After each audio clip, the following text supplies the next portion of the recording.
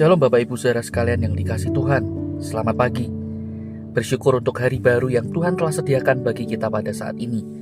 Mari saudara, sebelum kita bersama-sama akan memulai seluruh aktivitas kita, atau kita akan melanjutkan kehidupan kita datang kepada Tuhan untuk kita belajar akan kebenaran firman-Nya. Biarlah firman Tuhan boleh menjadi penerang dan penuntun bagi langkah hidup kita. Kita satukan hati, kita berdoa. Bapa, kami bersyukur untuk anugerah-Mu yang selalu ada bersama dengan kami. Engkau tidak pernah meninggalkan kami, dan kami sungguh bersyukur kami punya Allah seperti Engkau, Allah yang setia. Tuhan, tolonglah kami ketika kami melanjutkan kehidupan kami, hari-hari kami. Ajar kami untuk kami boleh hidup seturut dengan kehendak Tuhan. Biarlah firman-Mu menolong kami, menuntun langkah hidup kami. Kami mau baca dan renungkan pada saat ini. Kami berdoa di dalam nama Tuhan Yesus. Amin. Saudara sekalian yang dikasihi Tuhan, pada pagi ini saya ingin mengajak kita sekalian untuk memperhatikan satu bagian firman Tuhan. Saudara, perenungan firman Tuhan pada pagi ini terambil dari surat Paulus 2 Timotius pasal yang ketiga ayat yang ke-16 dan 17. 2 Timotius pasal yang ketiga ayat 16 dan 17, demikian firman Tuhan. Segala tulisan yang diilhamkan Allah memang bermanfaat untuk mengajar, untuk menyatakan kesalahan, untuk memperbaiki kelakuan, dan untuk mendidik orang dalam kebenaran. Dengan demikian, tiap-tiap manusia kepunyaan Allah diperlengkapi untuk setiap perbuatan baik. Sampai di sini kita membaca firman Tuhan. Nah, saudara sekalian kasih Tuhan, di tengah dunia yang dipenuhi dengan opini, informasi-informasi yang mungkin kita bisa dengan mudah dapatkan, saudara, manusia tetap mencari yang namanya arah hidup atau makna hidup. Banyak yang mencoba untuk mencari arti hidupnya, makna hidupnya dengan dia membaca buku, dia mengikuti pelatihan atau seminar ini dan itu, dan banyak hal lain yang berusaha dilakukan untuk dia bisa mencari apa arti hidupnya atau apa makna hidupnya. Tetapi tidak jarang juga, saudara, ada banyak orang sudah berusaha sedemikian rupa, berjerih lelah untuk mencari apa makna hidup dari dirinya yang sesungguhnya. Namun saudara, orang tersebut tetap merasa bingung, tetap merasa kosong. Ada banyak hal yang masih menjadi tanda tanya dalam hidupnya. Nah, kenapa saudara orang-orang bisa mengalami seperti ini? Karena saudara, kalau kita mau lihat, hanya ada satu suara yang sesungguhnya, saudara, suara itu adalah suara yang benar-benar menuntun jiwa kita, jiwa manusia kepada kebenaran yang sejati. Suara apa itu, saudara? Tentu saja itu adalah suara Tuhan melalui firman-Nya. Nah, saudara, Alkitab bukan hanya sekedar buku bacaan yang kita bisa baca jika kita ingin membacanya. Bukan, saudara. Tetapi Alkitab adalah nafas Allah sendiri. Suara Allah yang membentuk, yang mengajar, yang mengarahkan hidup kita kepada apa yang menjadi tujuan dari kenapa kita ada di dalam dunia ini. Tujuan yang ultimat, yaitu bagaimana kita diciptakan untuk kemuliaan Tuhan. Nah, saudara, hal ini disadari betul oleh Rasul Paulus. Oleh sebab itu, dalam 2 Timotius pasal 3 ayat 16, Paulus menegaskan, segala tulisan yang diilhamkan Allah itu bermanfaat atau berguna bagi hidup kita.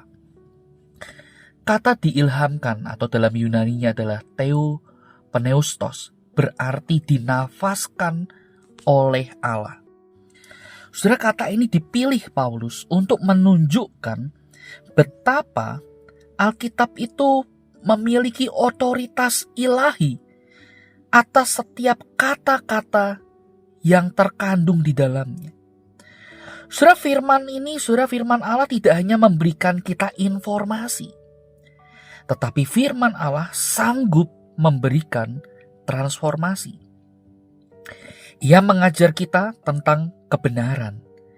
Ia mengajar kita menyatakan kesalahan, memperbaiki kesalahan, dan mendidik kita bagaimana kita bisa bertumbuh hidup benar di dalam kehidupan kita.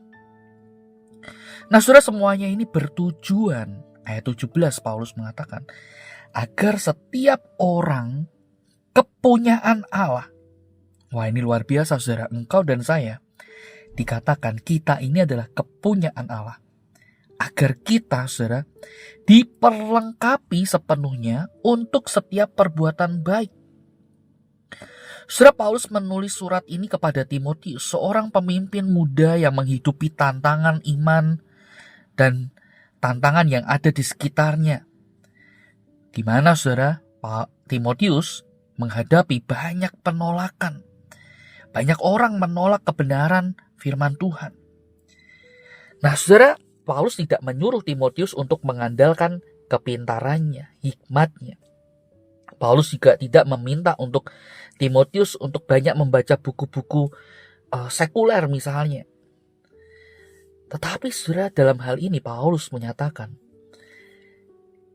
Timotius harus berpaut, harus mengandalkan kebenaran kitab suci yang telah Timotius kenal sejak masa kecilnya.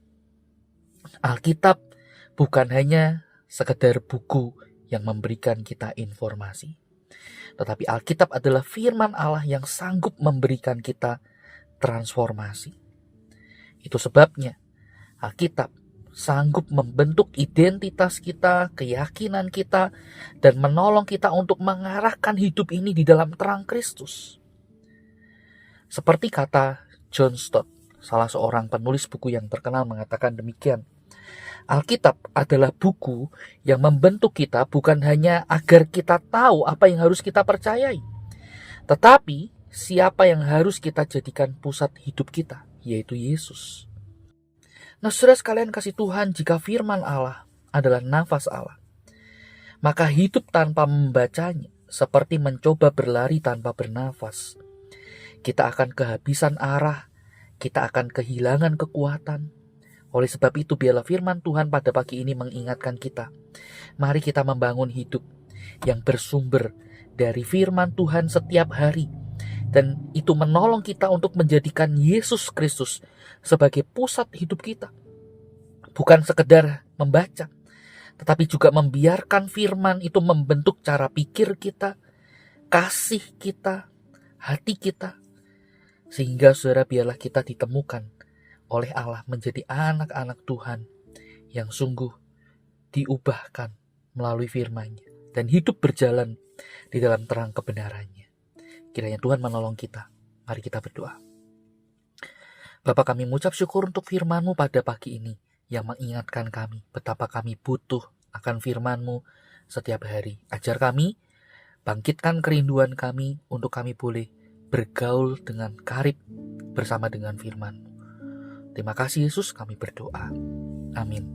Selamat pagi, Tuhan Yesus memberkati kita.